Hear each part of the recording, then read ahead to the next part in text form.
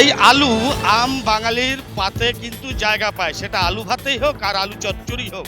কিন্তু এই আলু চাষ করেই বিপাকে পড়েছে রাজ্যের হাজার হাজার কৃষক। তাদের দাবি, বর্তমানে আলুর কোনো দাম কৃষকরা পাচ্ছে না।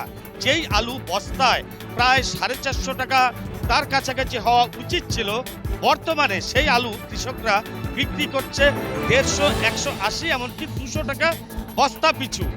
একাধিকবার রাজ্যে দেখা গেছে যে কৃষক আত্মহত্যা করেছে একমাত্র আলু চাষ করে।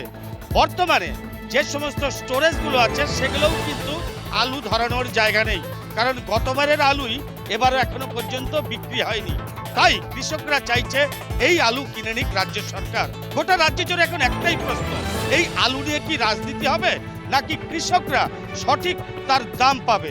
নদিয়া থেকে ভিডিও জার্নালিস্ট সন্দীপ সিনহার সঙ্গে পলাশকান্তি মণ্ডল, রিপাবলিক বাংলা, নদিয়া।